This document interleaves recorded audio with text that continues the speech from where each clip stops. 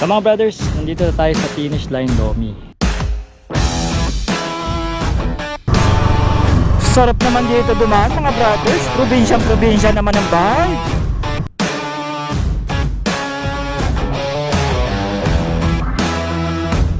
Ganda oh. Woohoo!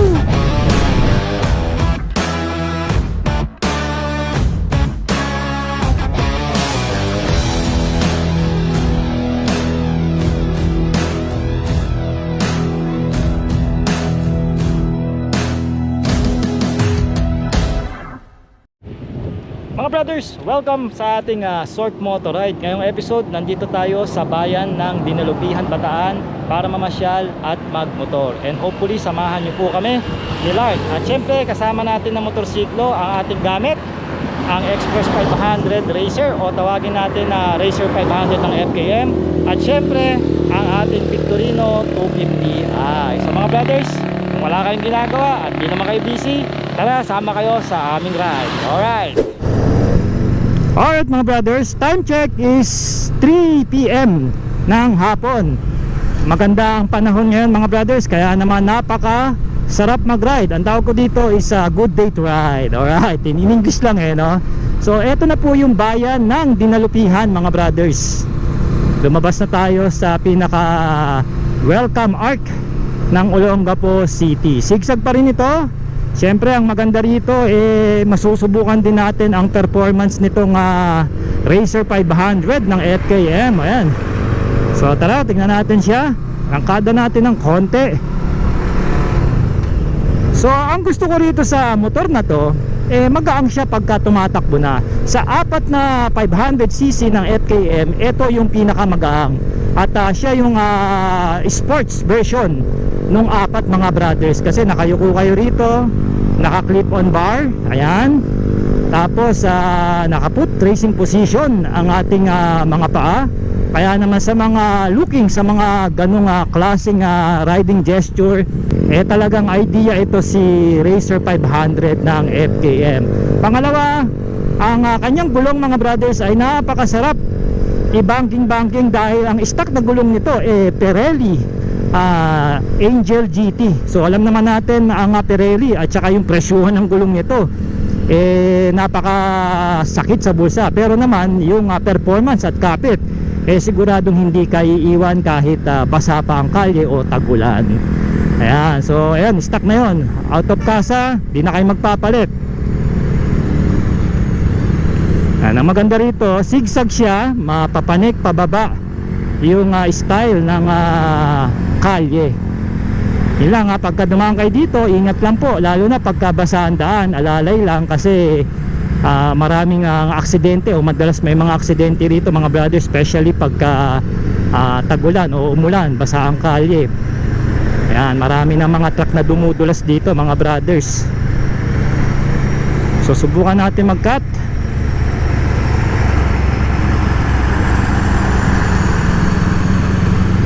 Ayan, maluwag naman yung daan. So arangkada tayo. Alright, ang lakas ng arangkada ng motorsiklo. Ramdam mo talaga na 500cc siya na twin cam. Tsaka ito mga brothers, si Racer 500 hindi ganun kainit yung makina niya kukumpara ko kay Pulsar 500, no? Kasi yung block nun yung isang block nun nasa iyo dahil B-engine. Ito hindi ganun kainit at less yung vibration niya since parallel twin to. Ito naman yung advantage ng parallel twin. At isa pa, may tunog yung makina nito na parang yung nakaka-attract yung meron siyang humming. May huni siya. So pagka nire-rev mo siya ng around 3 to 4,000, dun mo mararamdaman yung humming niya, no? At ang sarap pakinggan. May karakteristik yung makina niya. Sa mga brad, hindi naman mahirap sa traffic itong si Racer 500. Gawa naman na para sa akin compact siya na 500cc na big bike. So madali mo naman siyang maisingit kahit naka bar N o N bar siya na side mirror. Hindi naman kasi bulky manibela nito dahil naka clip on ito. At hindi lang ako sumisingit mga brothers kasi siyempre nagbablog tayo, mahirap din yung sumisingit ka na, nagbablog ka pa. Pero in my experience, na gamit ko siya for almost I think 2 weeks na ngayon, no? Ang gaan niya gamitin, ang sarap niya gamitin. At ito na siguro, isa ito sa mga nasakyan kong copy racer na komportable yung ating riding position kahit naka-lean forward tayo rito. No, ayan, no, samahan nyo lang ng konting stretching, ayan, konting workout sa likod para hindi kayo kagad basta-basta mangawit. Oh, ganda talaga dito sa Dinalupihan din. Iba rin yung mga landscape nila rito, yung bundok nila, no? So meron tayong pupuntahang bundok, although hindi naman dun sa mismong bundok no? Lalapit lang tayo sa kanya, no? Para makita natin niya yung pinagmamalaki ng Dinalupihan, yung Malasumbo, Mount Malasumba, tama ba? Malasumbo. Yan, lagi ko nalilimutan yung kung ano yung tawag no?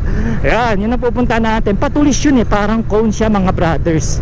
At ito ngayon ko pa lang ito mapupuntahan. Actually second time, pero in first time ko siyang iba-vlog, no? At gusto ko kayong isama para naman nakaikot na kayo dito sa Dinalupihan, Bataan. At syempre abangan nyo, once a week pupunta tayo sa mga bayan-bayan dito malapit sa Olongapo. Ayan, yung mga Subic, etong Bataan, and hopefully pagtagal, pag may budget na tayo, makalayo tayo at makapag-vlog pa tayo sa ibang lugar gamit ang mga motorsiklo ng FKM mga brothers.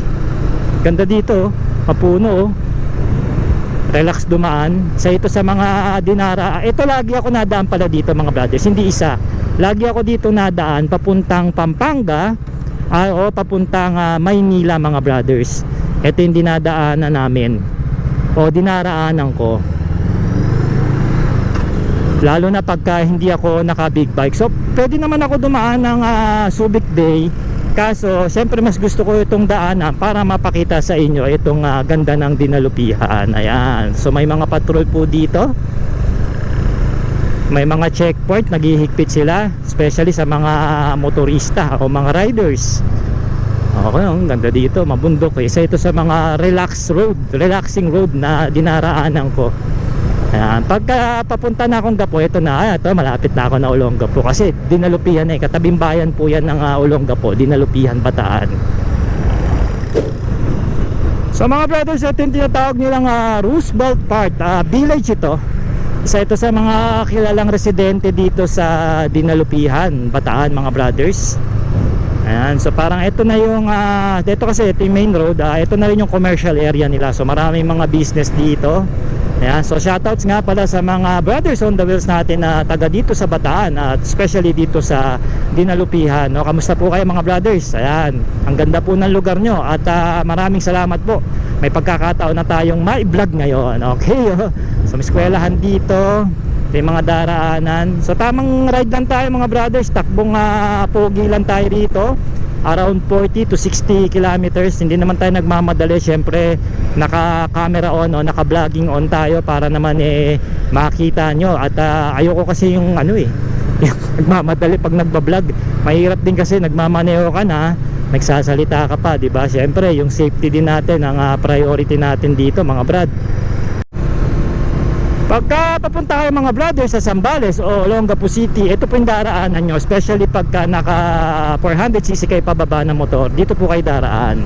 May enjoy nyo po rito mga brothers dahil maluwag po yung kalsada rito sa Dinalupihan. 2 lanes po sila rito. Yan, total of 4 lanes kabilaan. So ang lagi ko lang sinasabi, alalay lang po sa patakbo.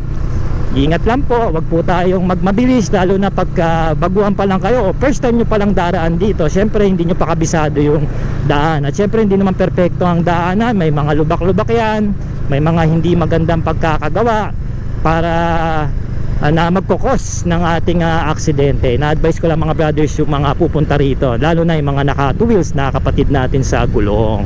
Ang ganda ng view. Ayan. So ito sa mga makikita nyo rito pagka pumunta kayo mga brothers. Ayan, ang kabundukan ng Dinalupihan, o di ba? Wow, ganda ng tsaka yung mga bahay dito nasa taas, papanik. Makikita nyo yan.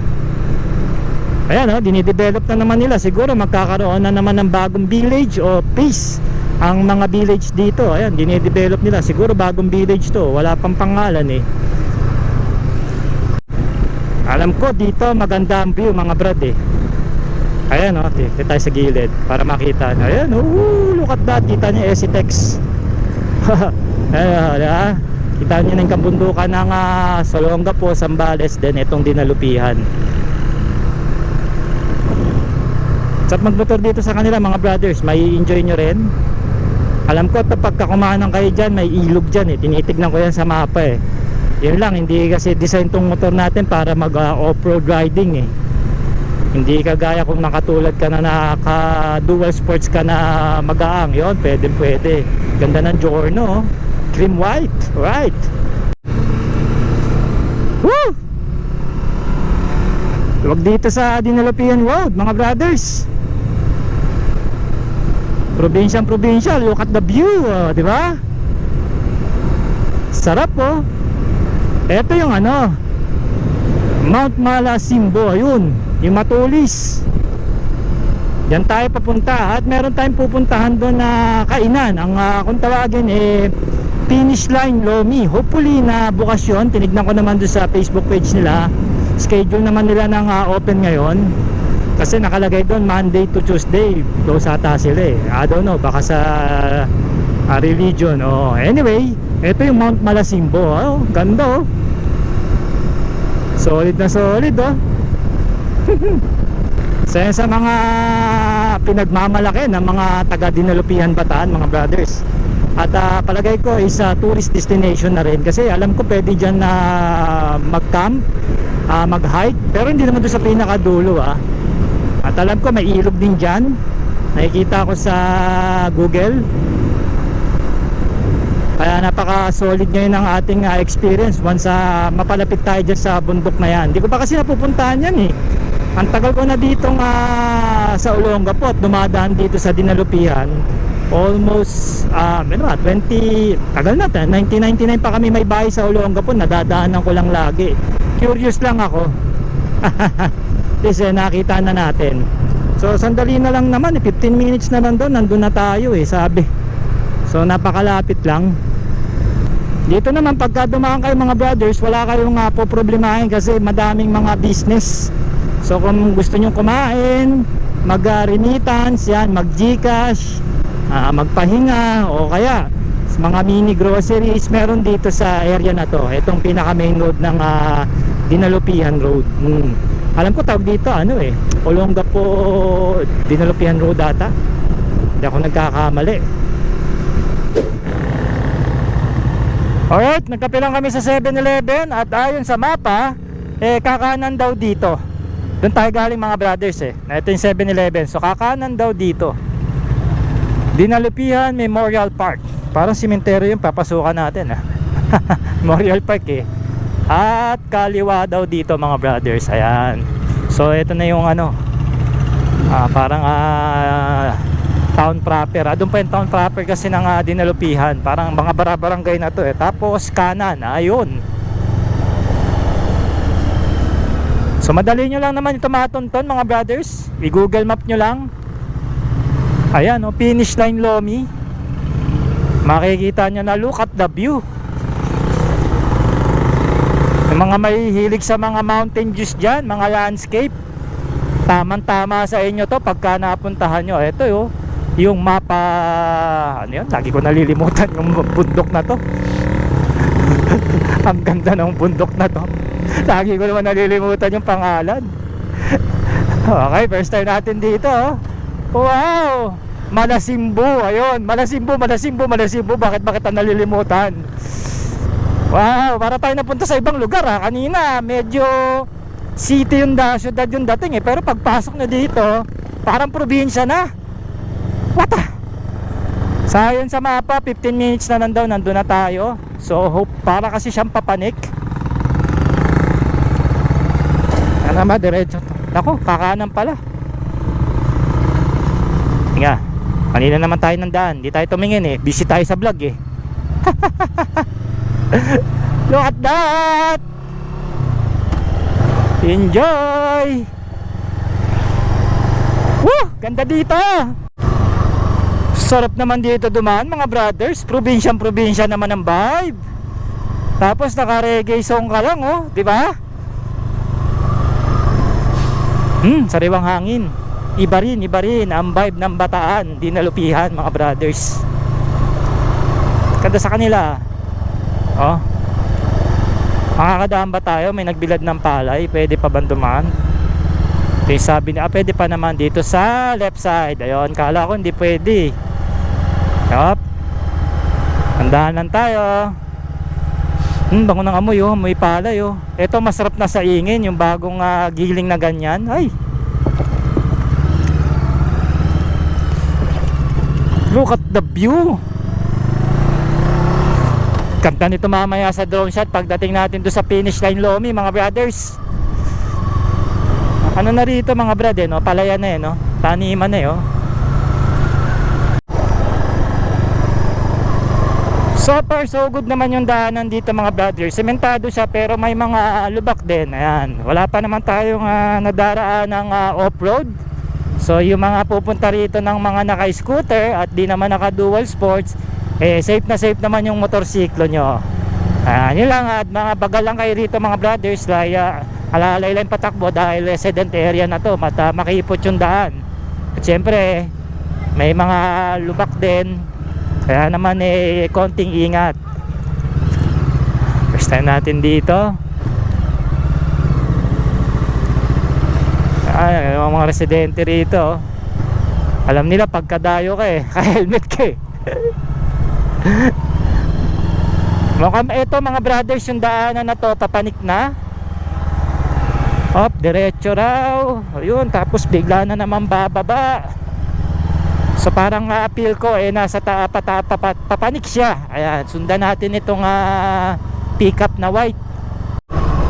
Okay din mga brothers dumaan sa mga ganito no? Parang mga liblib na lugar kada bayan-bayan kasi makikita mo yung yung ganda ng lugar tsaka yung mga residente, di ba? No, alam naman natin mga Pilipino pagdating sa hospitality na numero 1 rin tayo. At masarap din makipagkwentuhan sa kanila kasi madadagdagan pa yung knowledge mo dito sa lugar nila, matuturo nila kung saan pa yung magandang lugar puntahan. Ayan, tama naman yung daanan natin kasi ilang beses tayo lumagpas naiaalo tayo sa nakikita nating view dito kaya Malasimbo ayun kaya alam mo tayo si Malasimbo, palapit na tayo, let's go. Medyo gumaganda na yung daan, wala naman siyang off-road mga brothers, mga lubak-lubak lang at makipot lang yung daan niya as usual naman pagka mga ganitong area na. Tapos dun dapat tayo dun sa kabila.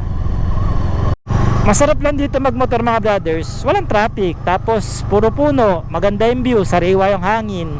Kung nature lover ka na katulad ko, katulad namin ng anak ko, sigurado magugustuhan mo dito sa Dinalupihan, Bataan, lalo na itong dinaraanan natin ngayon.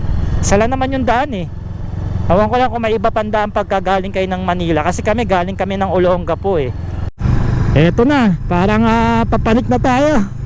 Nagsara ako ng visor ko, maligabok Ito parang feels ko papanik na tayo at umangat na yung kalye. Saan ba? Kaliwa daw. Bababa na naman. Ano ba talaga? Iyon may ganito palang lugar sa Dinalupihan. Tagal ko nang dumadaan dito ngayon ko lang talaga siya na-explore. Napakasaya. Ang sarap ng feeling mga brothers pagka bago ka dun sa area at papatakbo ka lang na mabagal, i-explore mo siya, nakikita mo yung mga magagandang lugar. Mahilig kasi ako mga brothers sa mga ganito puno, bundok, yan, dagat, ilog. Pag nag-iedad ka na, yun yung gusto mo makita. Dati kasi more on building sa syudad ngayon. Pagka ka na, gusto mo ganito na. Diretso lang, malapit-lapit na tayo. Ito na nga, pumanik-panik na, umangat-angat na ang kalye.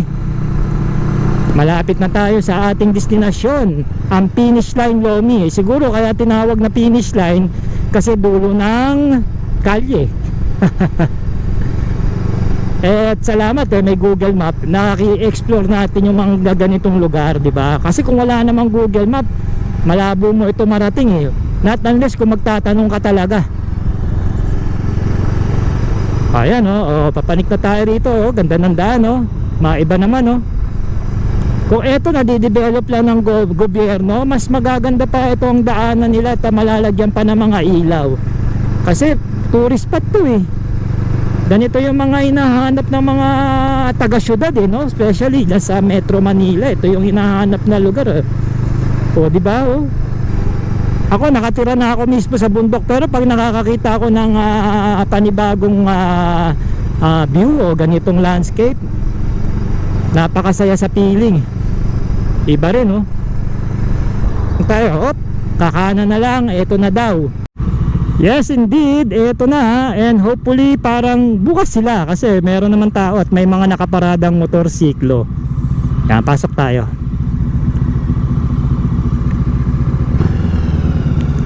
Finish line, Lomi House at iba pa sa Pangbalas. Ayan, nakalagay sa pinaka pin location nila.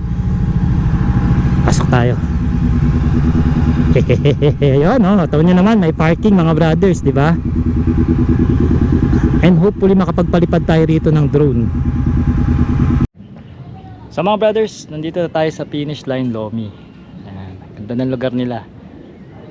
Ito parang sa taas na nga tayo ng bundok kasi papanik na yung daan At pasok tayo mga brothers. Dali lang puntahan. Ayan, makikita nyo naman dito sa kanilang tarpaulin sa Pangbalas. Pero mas madali nyo ma-search yung finish line, Lomi House at iba pa, Dinalupihan, Bataan mga brad. So pagpasok nyo, guess ang parking nila dito kakasya yung mga motor Kung 4 wheels kayo, dito sa kabilang side. Ayan. So maluwag naman.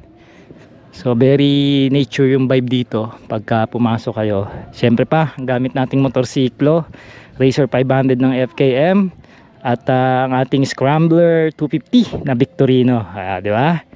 Dahil sa kanila, nakakagala tayo. Maraming salamat sa ating brand partner. Yan po ang FKM, of course, Axor helmet, Street Soul riding boots at siyempre ang Premium Gears riding jersey. So ito po yung pinakakainan. Ayan, maganda yung nila. Punta tayo dyan mamaya. Tapos may music pa sila. Di ba? So pakita ko lang sa iyo, ito yung kung may mga kasama kayong bata, pwede kayo dito, yung mga kasama nyo, pwedeng maglaro. I don't know kung ito kasama pa sa lugar nila, pero parang dinidevelop pa lang may harang. So ibang properties to. Pero malaki yung lugar nila. Ayan, andun yung bundok akala ko matatanaw. So silipin natin ng drone shot and hopefully makita natin. Nandito yung papuntang part ng Pampanga. Ang ganda ng view, tara. Punta tayo para makita nyo. Mga brothers, kung mga gagawin nga kayo dito sa Dinulupihan, Bataan, pwede nyo itong bisitahin, the Finish Line Lomi House at iba pa, dahil napakaganda at relaxing ang view dito na makikita dahil sa mismong upper view deck kayo kakain, At ito mga brothers ay nag-o-offer sila ng iba't ibang comfort food na siguradong magugustuhan nyo, katulad ng Chicken Mami, Lomi Overload, Siomai, pansit gisado, kahit takoyaki at syempre meron din sila ritong ice coffee. At gusto nyo rin magpaihaw, available din dito. At kahit mga burger fries na traditional nating mini merienda, available din sa kanilang menu. Kaya naman napakasarap dito mag-dine in mga brothers. At syempre pa, matatanaw nyo ang mismong bundok ng Malasimbo at ang bundok ng Mount Arayat diyan sa Pampanga. At dito napakasarap mag-relax, magkape, magkwentuhan. Bagay na bagay nga ito mga brothers, puntahan ng pamilya, magjowa, mag-asawa at kahit solo travel ka lang, sigurado makakapag-relax at makakapag-muni-muni ka dito sa Finish Line Lomi House at iba pa. At maraming salamat mga brothers at sinamahan nyo ko hanggang sa huli ng ating vlog. At abangan nyo mga brothers dahil marami pa tayong pupuntahang mga tourist spot, mga kainan at mga resorts dito sa ating Short Moto Ride. Alright!